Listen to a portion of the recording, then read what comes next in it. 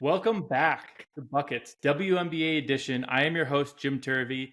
I'm here with Danielle Alvari. Once again, we're bringing back, we've got repeat guests. So, of course, we had to have Danielle on the pod. Had a fun time during the preseason, got to chat a little Western Conference preview, got to do some cool, little fun there with the kind of team predictions. We're going to do a little bit of that as well in the second half of this podcast today. But we also have a 3-game slate for Friday, so we'll talk through those games. But before we get into all that, Danielle, been a minute on the podcast. How are things? How is the W season treating you so far? So good. I've been fortunate enough to get to MC some of the Sparks games this season, which has been really fun. There was a fun post-game player question and answer for the season ticket holders that I got to host. Nice. So been very fun season so far. Probably having more fun than the Sparks are this season, but I've been having a good time. I was gonna say, well, as we covered in the first podcast, your actual hometown team, which you pushed me you're like, it can't be 7 years. It's gotta be, honestly, could it be like 3 years at this point? The core that they have here, if they just get a little bit of talent, have you been loving the Valkyries season? Yeah. Yeah. I mean, what I'm really mad about is I didn't know what that team was going to look like. So for fantasy, I kind of stayed away from those players, and I kind of think I missed out big time, even though no star-studded lineup necessarily, but finding ways to win. I'm really excited for the future. And mostly because we've talked about this before, the ownership group has proven that they're going to invest in this team.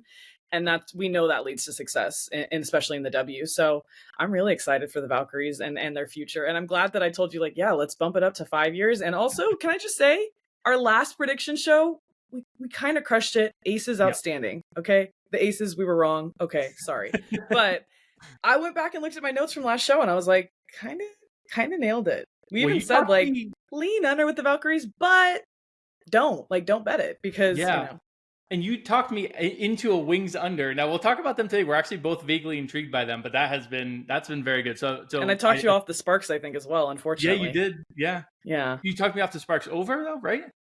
Yeah, I think so. Yeah. You and Dana were excited. I mean, I felt bad Dana about crushing really excited, but rough start. So they're not actually on the schedule, so we won't cover a ton of them. But let's look at what we got here on Friday. But real quick before we do, as a reminder, we've got our brand new WNBA projections available in the Action Network app.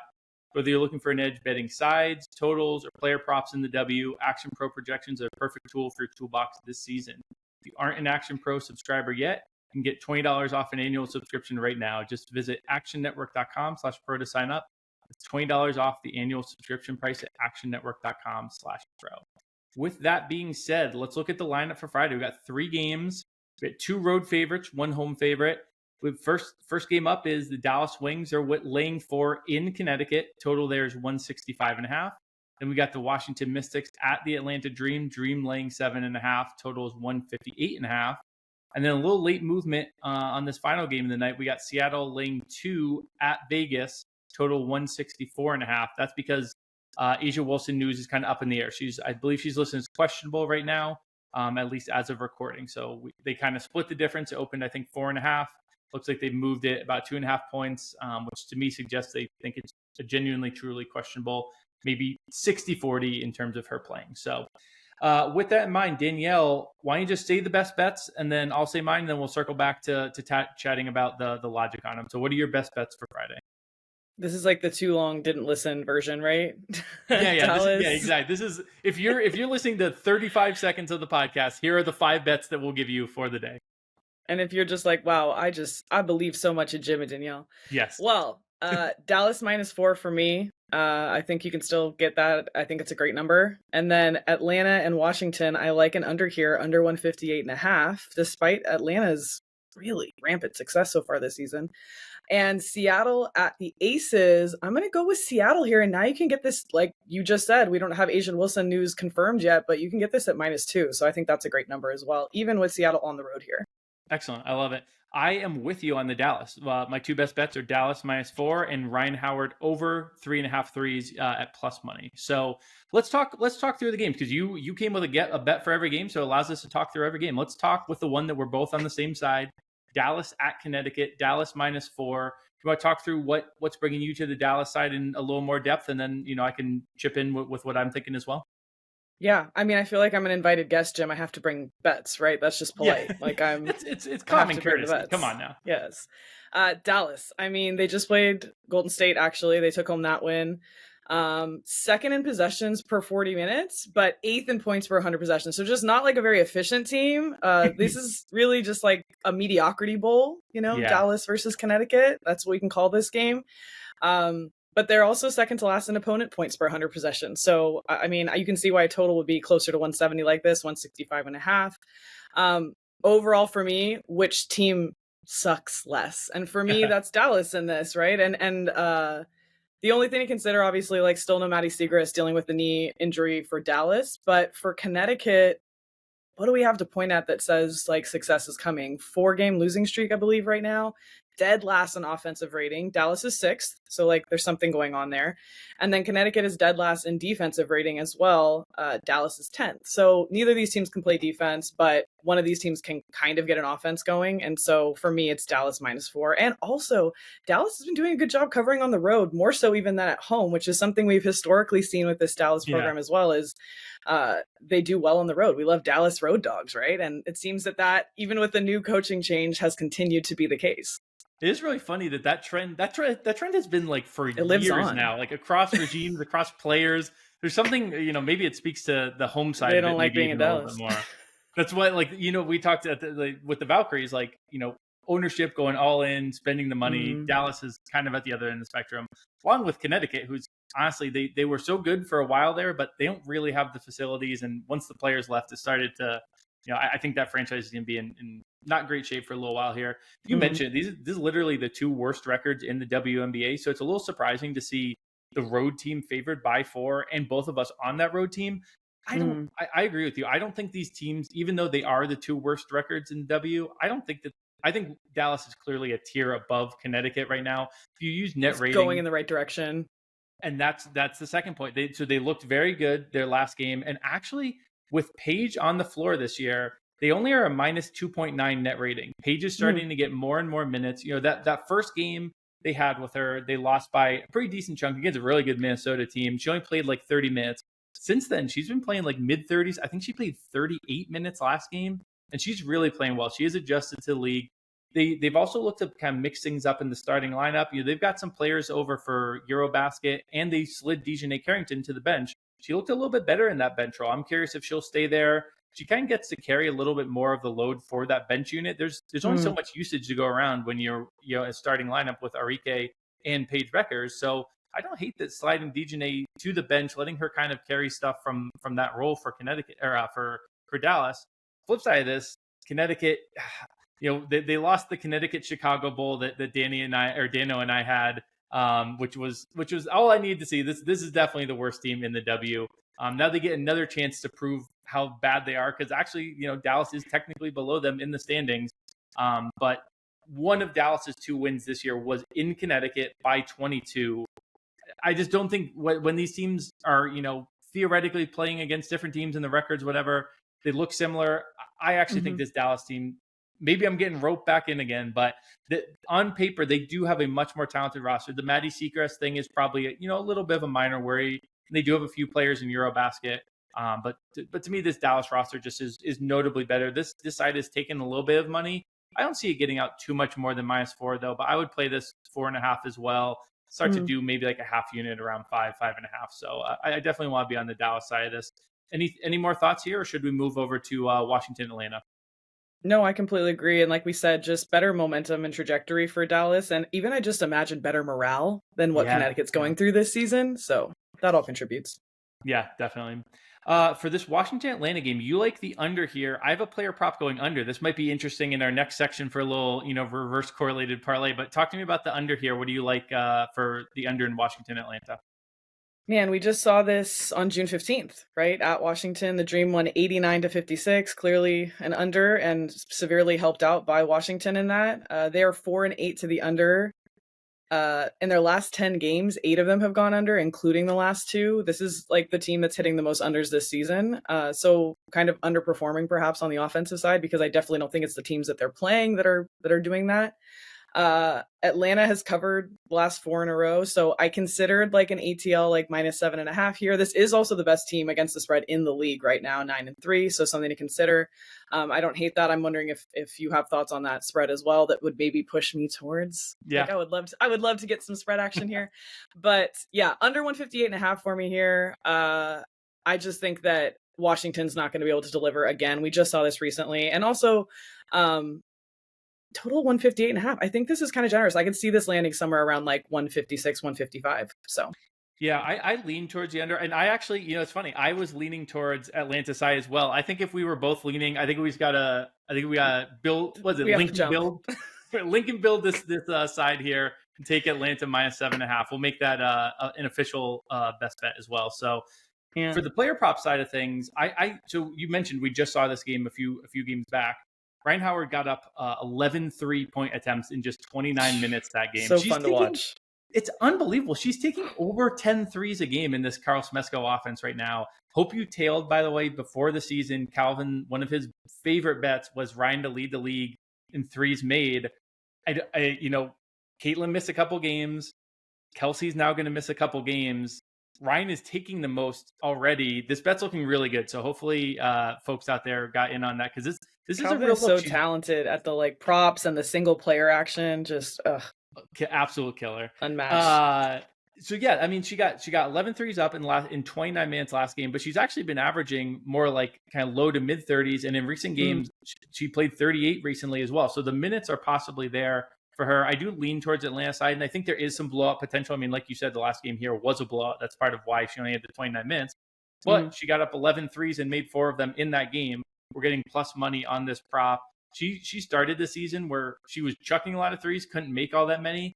The lids kind of come off the rim lately for her. She had 9 in that one game, which is crazy to see, and she's cleared this in a little under half of games. But here's the biggest thing. Washington gives up the most threes per game of any team. So this is a great matchup for her to get up those threes. Sydney Johnson's doing, I think, a pretty solid job with Washington in general, but they do have a defense that gives up a lot of threes. So Atlanta, they're looking to take those. Smesko's been all over them. They're chucking threes left and right. So getting this at plus 125 as of recording, I think that's a really nice little player prop there. Any final thoughts on this game, or should we slide over to the last one? No, let's do it. Last one is Seattle at Vegas. I don't have a specific bet for this game. I lean towards the Seattle side as well. I kind of want to get that official Asia news before playing it. Fair. Just if she comes back, maybe she's fresh and got fresh legs. And Seattle's a team that has burned me a few times this season. I'll be honest. I feel like I can't get a read on them entirely, but you don't mind laying the 2 points. What's the look here for Seattle for you? Yeah, Seattle's tough for me too. I mean, they were a one that we talked about the win total at the start of the season. I thought, wow, so much veteran leadership, so much good here, but why am I still apprehensive about this team? And maybe it was the locker room stuff going into it, or the coaching drama, or whatever it might be, the Joel Lloyd departure. But that said, we did say this is a very talented veteran team. I believe we also said over on the win total for this team for that reason, and they've proved us right so far. So playing very, very, very veteran here. First in 3-point percentage, second in assists per game, and third in turnovers per game. That's how they're able to, cause problems for a team like the Lynx and give them their first loss, right? First and only loss is they're able to just lock in and play that really smart basketball. These teams have already played twice recently, right? Played on May 21st. Aces lost by 20, I believe, 20 plus, then lost again by 5, just 5 on June 1st. Both were in Seattle. This is in Las Vegas. We know that the Aces play well at home. Seattle has been doing really well on the road. They're 4-2 ATS on the road. They're 7-4 overall against the spread, and they've covered 3 in a row. The Aces are just struggle bus this year. They're dead last in field goal percentage and assists per game. Asia Wilson, game time decision, it's concussion, right? So it's the protocol. So it's just it's out of her control. It's not like if she wants to go. So it's that's why the line is doing this, and that's why that's why also I was like in at 4 even, because I figured it was gonna go this way, and now we're getting it at 2. So I think even better. But yeah, the Seattle team, I agree with you. This used to be the dream for me. The dream were the most puzzling team to me, because they could come out in the last years and beat the number 1 Aces and then lose to Dallas or something. Yep. And Seattle kind of feels like it has that kind of magic too if they're not locked in, or lack of magic, I guess. But yeah, so for me, it's Seattle -2. It's so funny to hear that the Storm are 7-4 against the spread. I think I bet the spread on them like 4 times somehow, and then I'm like, oh, those 4 losses. But I definitely lean with you here, in part because this Aces team really just hasn't looked the same. You referenced the assists per game with them. Chelsea's assists this season, that was a shout out Calvin positively a second ago. That was a best bet from kind of all of us of, Chelsea's going to bounce back. She was looking great during Unrivaled. We thought. The offense just looks a little weird. And then the defense like it's missing a very important fruit or something, like a Kelsey plum, perhaps. Yes. That's been replaced by not as impressive a earth mineral. What's a jewel? I don't even know what a jewel is. There's a jewel in this salad, and we're looking for a plum. Like, what's going on? But bit in, got the busted tooth now. Something's not working there. And then the defense has really, really slipped. I mean, some of the defensive numbers, and when you do look at like player prop stuff against them, they're allowing like the most points in the paint. That's insane. You have Asia Wilson. It doesn't make sense that this Aces team, but I do think that there's a notable slip here, and that they are not. The market's treating them as a team that I don't think they no longer are. Well, and even their head coach has talked about, I shouldn't have to coach effort. Right? They should want to show up and hustle, and defense is largely that.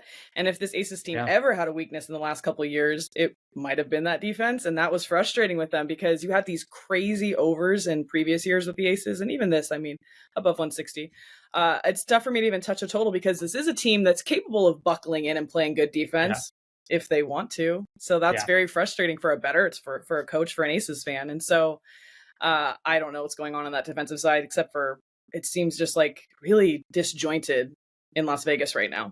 That's a great point on how tough it is to bet teams where effort can, at least on the surface, seems to wane. Wax and wane. Yeah. You just don't know at that point what's, what you're getting night to night. So I haven't bet a ton of Aces games, but I would lean towards the Seattle side with you here as well.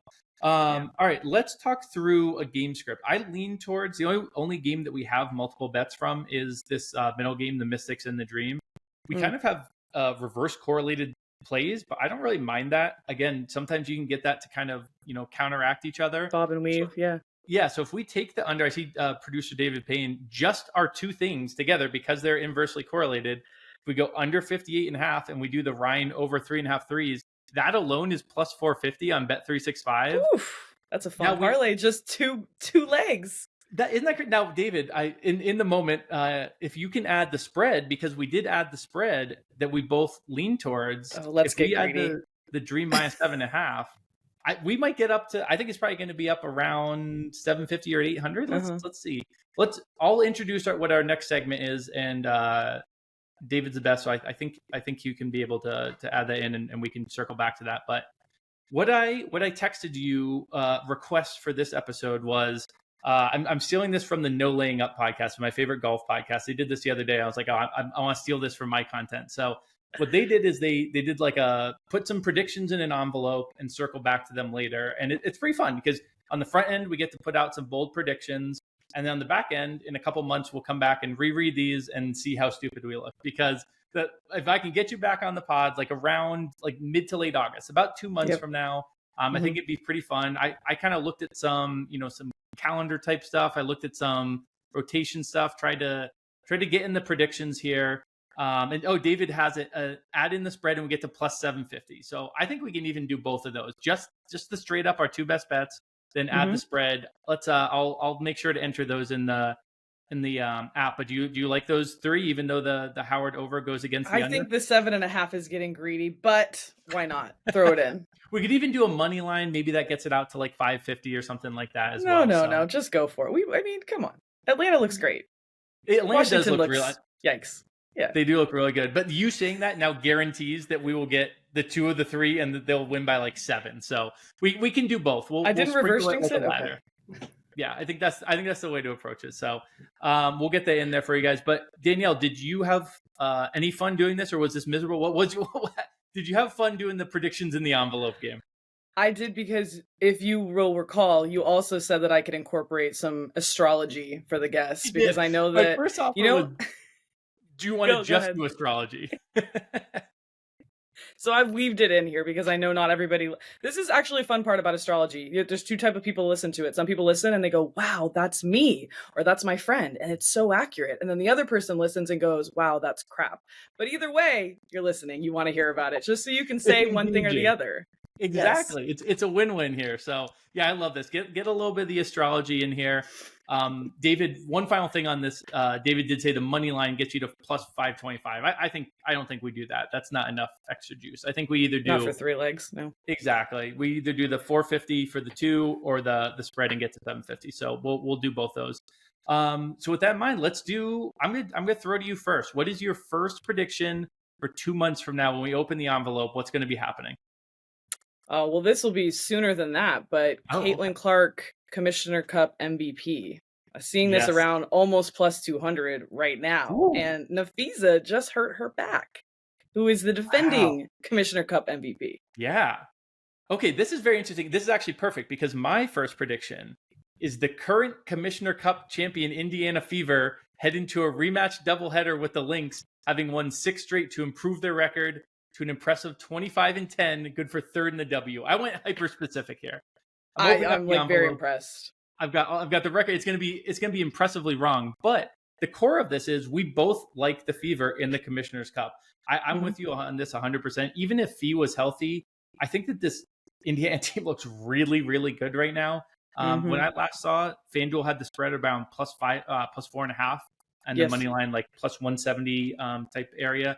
I think I'm going to be sprinkling Indiana. I know this game is going to be in Minnesota, and that's honestly not that big of a gap in the spread. I think maybe some of that Fee injury doubt is baked in there, but I think this Indiana team actually provides a decent matchup against the Lynx, and the form that they're in right now, I think they're going to be able to give this a run for the money. So talk through what got you to the Fever side of Commissioner's Cup. I mean, first of all, Fee right now is the heavy favorite to be Commissioner Cup MVP, and you're getting Caitlin at almost plus 200. I think I saw plus 195 out there. So that's just good value right there. Yeah. I mean, these are two people who are in an MVP discussion right now. Yeah. I mean, for the actual full season.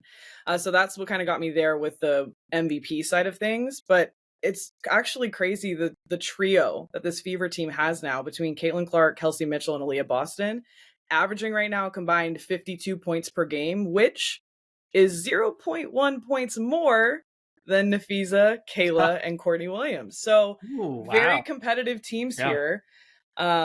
And it should be a really good game. I'm still like riding so high on the Lynx. I've been there since the start of the season. And I'm such a like motivation based, like I love to look at that. And like we talked about with the Aces, like, are they going to try hard at defense tonight or not?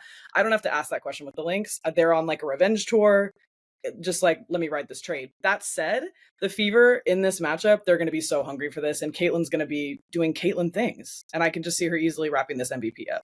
One thing I want to start looking towards, I was thinking this watching the game against the Valkyries tonight, which it was actually a pretty close game at halftime, but it kind of seemed like Caitlin was in like, she wasn't dogging or anything, but she wasn't Caitlin in that Liberty game on ABC on Sunday in the prime.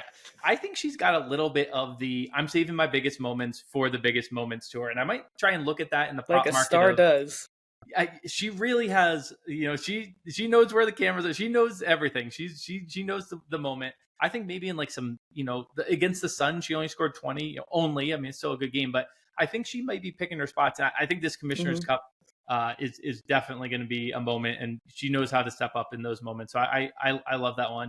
Was there any astrology horoscope stuff in that one, or are we saving those for later? Caitlin Clark is an Aquarius, which is an air sign. For those who don't know, this is late January, early February. If this is you, maybe this is you, and you're listening. Aquariuses tend to be like kind of mysterious and kind of aloof and kind of like go down their own path. And so I think you're kind of speaking to that, right? She's like, oh, maybe I'll pull this out later.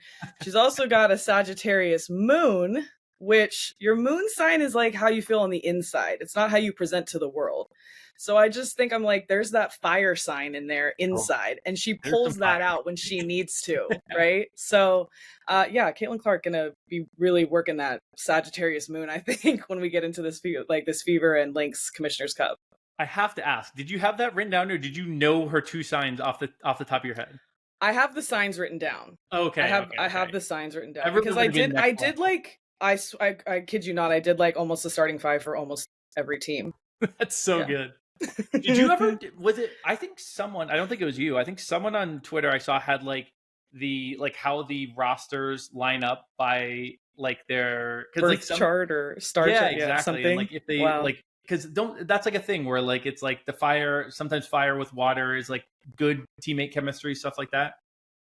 Yeah, totally. Yeah, I full disclosure, I'm not like a licensed astrologist at all. Okay, this is like when a sports reporter who's never done betting comes on and starts giving you bets out, right? Like I don't want to take away from the true astrologist here, but all right, very fair. That's very true. And the Fever have a really well balanced team, I should have to say, because Caitlin Clark, air sign, Aquarius. Aaliyah Boston's a Sagittarius, that's fire. Air and fire, think about it. Isn't air good for fire? Doesn't it? Doesn't it help it rise? And I think Caitlin Clark does that well. I think she brings this whole team up. Kelsey Mitchell's a water sign. Sophie Cunningham is a fire sign, if you didn't know, based on the game the other day. So lots of fire on this Fever team. Yeah, that should surprise nobody. All right, let's go to your second prediction. I wonder if it will be able to dovetail with mine again as well. Mine. I tried to meet with you. Perfect. Look at this. Great podcasting. All right, what is your second prediction for a couple months from now, or in the next couple months? You're talking about sixth player of the year, I believe. As am I. Natisha Heidemann, serious contender for sixth player of the year here for me. Absolutely love this one. Yeah, this is very much a bet that I want to make soon once these markets open back up. Actually, this is a little spoiler that frantically you might looking in the app. If you get this from Danielle before I manage to post it, good for you. But that's a player I'm very much looking at. Mine was, despite missing several games early in the season, Miara Sabli's decision to stay in the U.S. instead of playing Eurobasket has led her to be a favorite in a wide open sixth player of the year race. So you've got two names for you there, Sabli and Natisha Heidemann. You want to talk about Heidemann, then I can talk a little bit about Sabli? Yeah, Heidemann is also an Aquarius, much like Caitlin Clark. This is also not surprising if you've seen her Instagram reels, I feel like. I promise I'll tie it back, guys. Just come with me down this road. Aquarius is the water bearer, which confuses people because Aquarius sounds like a water sign, but it's actually an air sign. And the water bearer, it's like she's pouring life into her team. She can be like a little unpredictable. If you're Aquarius, you're kind of unpredictable. You're a little aloof. We don't know what you're thinking. But they're often seen as like humanitarian. So they're really interested in making a positive impact really on the world, but for her, like on her team. And Natisha's been doing that. Like she's really, I think, been the secret sauce for this team so far. Yeah, she's been awesome in that role. And as pieces have kind of slid around and people have come back and minutes have moved around and Jess Shepard's over at Eurobasket, Heidemann's really slotted in really well as the sixth player on the squad. This is a weird race right now. I mean, Sophie Cunningham was my favorite bet at the beginning of the year. I still think there's maybe some life to that bet. She was having a pretty good game tonight when I was watching. But Sabli is one that I also want to keep an eye on because she started the year really kind of slow and then missed a couple games and then decided to stay in the U.S. instead of going to Eurobasket. Both her and Satu both stayed here. The advanced numbers on her are incredible to start the season. She's really, like, impact-wise has been amazing. The actual raw stats themselves are kind of coming around as she's getting more minutes. We did see Jonquel Jones pick up an injury that hopefully is not all too bad, but it seems like the Liberty are not going to push their players. And I could see Stewie and Jonquel both, like, missing game here or there. And either that means Sabli goes into the starting lineup, or it means she gets even more minutes off the bench. Gets up in that 25, 26 minutes a game when either of those players are out. So I think the impact stats, it shows how well she's playing. Plus, kind of the Liberty playing smart with this and not wanting to push their bigs in general. I think it might open up a nice little path for Sabli here. These markets have been up and down, and they pull them usually during the game, so I wasn't able to get exact numbers on these. But again, this is more, think about this, and if you're seeing this emerge, know that we talked about it on the podcast and bet it on your own. It might not be an exact bet that pops up. And there's value to be found on this race, I think. There's 100%. This, of all the races, I think, has the most value kind of plays. 100% agreed. All right, let's rock and roll to the third prediction. Is this me? Yeah. Sorry. Okay, Golden State will make the playoffs. Oh, Plus 200. It's available. Oh, okay. So this, and again, you tailored these very well. Mine is 6 teams are basically a lock for the postseason. 2 are a lock for the lottery. I said, sorry, Chicago. I have them down there. You're so polite. Yeah. But we have a very fun 5 teams for 2 spots race that includes both the aces and the wings. So I think including both the aces and the wings on this is pretty crazy because right now the wings are 2-11, literally the worst record in W. Hopefully 3-11, and hopefully by at least 4.5 points by tomorrow. The aces on the flip side of this, have the respect of, I'm sure if I didn't look it up right before us, I'm sure they are a big minus number still to make the postseason. I think that the Golden State isn't going anywhere. I mean, it's only halftime of the game as we record this, but they're in this game with Indiana tonight. They're going to be getting players back from Eurobasket. And then we would have the Sparks, who are without Kelsey Plum. And if anything, I almost could see them falling out. I don't think they'll the bottom will fully fall out here. I think hopefully Kelsey's back before too long. But the point remains and then the Washington Mystics, of course. I think there's going to be a lot of teams here. I think we have the Sun and potentially the Sky really in that bottom tier. But then I think that there's going to be a little race here. So I don't hate that Valkyries bet at all. They have been so much fun. If you saw in the app, I bought out of the regular season win total under. I tried to get over 12.5. We've got a nice middle. I'm now only rooting for the Valkyries. I can't root against this team anymore. Is this driven a little bit by the love of the team, or is this like I fully believe in this squad, and they're making the postseason? Well, we haven't been together that long, Jim. I don't know if I love them yet, but yes, they've been great. So yeah, I don't think it's necessarily like I love this team, but I love, hey, you know what I love? Effort, Jim. And you know what I don't have to ask about from the Valkyries? It's like number one in effort. If that was a ranking you could give a team, this is that team. Because again, we talked about this at the top. No star players and still finding ways to win, just playing hard. Their win total was set around 7.5. Was it lower than that before the season? Like 7.5? I believe it got to 7.5. Yep. Yeah. And then 5 weeks in, they've won 5 of their first 10 games. And we talked about the reason we talked about not taking the under on the available, I believe was 9.5 when we recorded, was because they're at 44 games and like a 20% win percentage would get them over that total pretty easily. And they're just like far exceeding that. They're second in the WNBA in 3-point attempt rate. So we talk about some of those teams that are starting to just launch it. And that's like the new face of the WNBA. And perhaps Caitlin Clark has ushered that in for them. But they're shooting 45% of their shots from beyond the arc. And it seems to be paying off for them a little bit. They are 11th in offensive rating. So like tamper your excitement. But they're 7th in the WNBA in win percentage, 8th in scoring differential. And this is a league where the top 8 teams make the playoffs. Yeah. So that looks good to me here. And like you said, obviously they have some Eurobasket. That's going to come into play here. They have to keep winning games without, Julie Van Loo is going to be gone and Temi and all these people. But I think they can pull it off. I think they're kind of a little wild card team this year. So plus 200, would it be more fun at like 3? Yes. But I don't hate this at all. Like you said, there's going to be like a lot of clamoring at the bottom. Danielle, I have big news. They beat the Fever tonight. I just looked up. They won by 12. This team is incredible. I hope I didn't spoil that. I hope you didn't have the game tape. I hope the odds are still good. I hope you're still getting plus 200. Yeah, honestly, it might have dropped when you listen. Plus 180 now. It's definitely still plus money because the market really is skeptical. If you watch who takes money on these games, understandably, it's a brand new team. But I'll tell you what, and I think this is something that we see slept on in the NBA too, even in the finals right now. Coaching is a really hard thing to cap, and I think there's a chance that Natalie Nakase is like a top 3 coach in the W Bruins. Right now. Yes, a UCLA Bruin. Let's go. Bruin pride. I never doubted her. She's incredible. She really has hit the ground running here, and the schemes they're running. Like you said, the effort. If you get good coaching, good effort, you're gonna be in the playoff mix. So players who are basically told like you're the 6th, 7th, 8th best player on your team, you think they don't want to show up and show out? I mean, come on. Every game they've got someone who it's a revenge game for because it's whoever that. And they took that personally. Yes. Off. Exactly. So I absolutely love that. All right, let's get to our 4th and final prediction. I went really niche here, so I'm very curious how you matched this one. Yeah, I don't know if I did match it that well. Yeah, I was like, if you matched my Aaron McDonald prediction, you have like you have like a okay. We'll get into it. Cameron Brink, who's a Capricorn by the way, New Year's Eve baby, you believe it? Oh, she's gonna come back after the All-Star break as predicted. But as the oracles have predicted, but it will be too late for the Sparks, who will finish under their win total of 20.5. That was preseason number. Yes, I like this only because I think it's a good prediction. I don't like it because I'm bummed that the Sparks seem again, we're all bummed. Yeah. Yeah.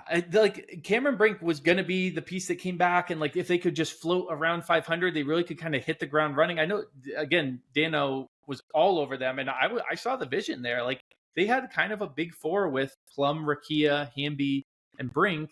And now suddenly Plum's a little hurt. Rakia maybe hasn't taken a leap. Hamby has been solid, but this league is really good. And you got teams like the Valkyries that are kind of, popping up out of semi nowhere to take what looked like the Sparks 8th seed. I think you're right in being skeptical of it all coming together in time. I'd love if Cameron got back and at least got some reps this season. Because I still do think that there's an interesting ceiling on this team eventually. And this is Lynn Roberts' first season. She gets a test. Like this is the kind of stuff where coaching goes quick. You can have like a kind of shitty luck season, and then that was your chance. I hope that they give her a longer chance than that. But this is the test. She will be put to the test here. So my super niche prediction that doesn't really connect to all that much. That we did it for 3 out of the 4. Ari McDonald has landed in Chicago. Shout out Danny Barlavi, who has been pushing for this and finally had her breakout that seemed possible for several seasons. Here's where we get ridiculous. She's averaging 12.2 points, 2.5 rebounds, 4.3 assists, 1.9 steals per game for a still very bad Sky team. So that is my open the envelope in 2 months. See if Nostradamus landed on this podcast with her exact stat line predicted. Any thoughts on Ari McDonald? Do you know her sign? Is this going to play into my prediction here? Ari. Let me look her up. But yeah, I do think that's a hilarious, like, it's such a positive prediction for Ari, and then it's like, but the Sky will still be very bad. Like, they're just catching a stray there. It's so funny. I had left them on the bottom tier of my other predictions. I couldn't really suddenly have them be like really good, even though honestly, if Ari McDonald is putting up those stats for the Sky, they'll probably be at least in that kind of like battling for a playoff spot tier. Ari McDonald is almost a Virgo. She might be a Leo. She's kind of on the cusp here. So she's either a fire sign or an earth sign, but maybe I think she's a Leo. I think she is. I would not have said Ari McDonald had Leo energy. Leo is like the only sign. She's fire energy? I don't know, but I just know Leo energy, and Ari McDonald does not strike me as Leo energy. Jim's getting in on it. He goes, listen, I know Leo energy. We've all met a Leo. You'll know when you meet a Leo. They'll tell you. Yeah, exactly. No. But she's on that cusp. So maybe sometimes she goes too in her head. She's Virgo. Virgos are very like want everything clean and orderly, and they're very in their heads about things. So maybe she's been on these other teams and they haven't been bringing out the Leo and the Lion in her. And now she's ready to just soar. So wait, this is amazing. Producer David Payne just told us that he's a Leo. And I don't mean this as an insult to Leos because I constantly say how much I love David. David does not strike me as extreme Leo energy. So this is amazing though that David is a Leo. You know what's funny about Leos, actually, while we're talking about them? Almost every team, like I think 10 out of 12 in their starting 5 have a Leo. Oh, that's so if you want to play in the WNBA and be a starter, there's a good time for you to be born. There's something to it. You really love the moment. You love to be up on the big stage in the W. But one of the teams that does not is the Lynx. The Lynx are one of the only ones without a Leo in the starting 5. They got Nafisa as a Libra. Kayla McBride is a Cancer. Courtney Williams is a Taurus. This is a lot of like water, earth, air. Not a lot of fire really at all. I don't even think they have fire. They don't have any fire in their starting 5. Is that a good thing? Is that a bad thing? I don't know. Only the future will tell, because that's how these horoscopes work. We work our way backwards with them. This was very fun. I'm glad we got to do some really niche random predictions. I'm glad we. May I do one more? Oh, absolutely. Yes. Sophie Cunningham will get another flagrant. Yeah, that one just cast. She's a Leo. I just checked my phone. She's a Leo, and guess what? Leo season's around the corner, guys. It's coming up. End of July, early August. We're supposed to be coming back to these predictions like what? Like August 21st-ish is what we're shooting for. Yep. I mean, yeah, another flagrant incoming. And you know what? Hold on. You pushed me on the Valkyries. I got to push you on Sophie. One is not enough. How many flagrants are we really? It's not enough. By the end of August? Yeah. We'll go 2, especially if Caitlin Clark's going to keep covering her fines for her. Because why not? 2 even feels low. This is air and fire just fueling each other. They're really like, I'm going to use my fire. And she's like, it's cool. I got you. I'll cover your fines. Spread that fire everywhere. All right. Yeah. Perfect note to end on there. If you liked some of these bets, you want to tail them, make sure to look for the quick slip link in the episode description. Also, I'll be posting stuff in the app there. If you're watching this on YouTube, please like and subscribe. If you are listening to it via podcast, obviously give us that rating or review. Otherwise, download the Action Network app if you don't have it already. Noted that up top. Got the awesome projections in there and picks galore. Plenty of excellent experts in there. Thank you to our resident Leo, David Payne. And I don't know Gifford's sign, but Gifford Ghoul on the YouTube side of things. And that is all. Thank you again for popping on, Danielle. Of course. Yeah. And we'll see you in late August to see if these predictions came true. Otherwise, let's get buckets.